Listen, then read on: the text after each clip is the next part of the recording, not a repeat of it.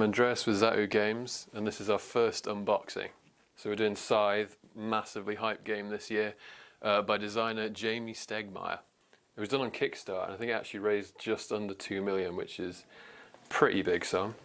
The box weighs about as much as a baby, so I'm expecting to get a lot in here. Right away, I really like the artwork. Yeah, I mean, I hate it when I'm harvesting my crops and a mech just tramples on my corn, so it's good to see artwork that's dealing with day-to-day issues, really. Let's have a look inside.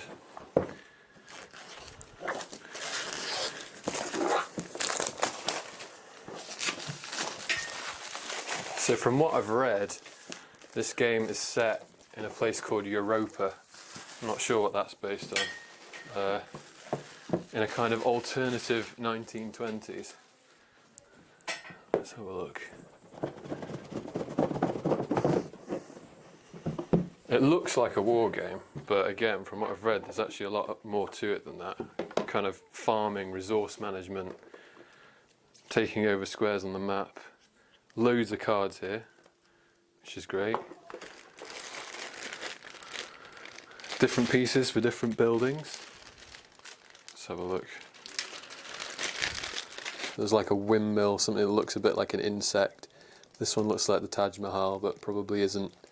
There's even a heart in here. And here we've got the miniatures, which look amazing. Let's have a look. So here we've got some of the Mec Miniatures, which are really nice from all the different factions.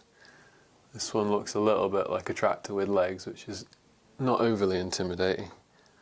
Big fan of this one though, it looks like a death wardrobe. Here's another one. So yeah, there are 5 factions in the game, and they're kind of loosely based on real world countries, and they each have a kind of player character. So this is from the Russviets, which is Russia. She's got a very nice hat and a tiger. Then we've got Saxony, which I guess are more kind of Germanic, given the hat. He's got a wolf. This is Polania, which I'm guessing is Poland. She's got a bear, although given the way she's facing, I'm not sure she realises there's a bear behind her. She needs to check her 6 and play dead. This one, I think, is Saxony. She looks like a warrior nun with a trained eagle. You don't see many of those these days. And the Nordic, riding a massive ox. And each of these have different abilities in game as well, from what I've read. So you can move in different ways, pick different units and stuff. So I'm going to take a closer look at some of these cards for each of the factions. And the art style is really cool. It's like a mixture of war and kind of, I don't know, survivalist living or something with all the animals. And the artist's name is, I think, Jakub Rosowski, but it's a really cool style. And there's one for each faction.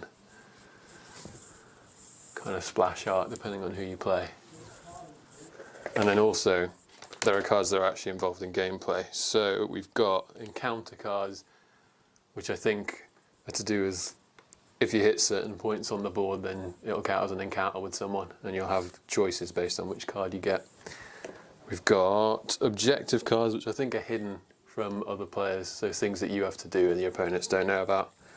And these are combat cards. Not quite sure what they mean yet, but really nice artwork again. And finally, we've got factory cards, which look like they're resource-based. But again, really nice artwork on them. So this is a closer look at the board. It's literally taking 2 of us to hold it, it's so big. As you can see, the art's amazing here as well. Tiny little cities. Again, reminds me a lot of Civilization. So that's what you get inside Scythe. The first print one was so popular that it actually ran out, but a new one's just been announced, and you can pre-order it now at Zatu Games. You can also pre-order the expansion, which is called Invaders from Afar. That's being released 4th of November this year, so order today to avoid missing out.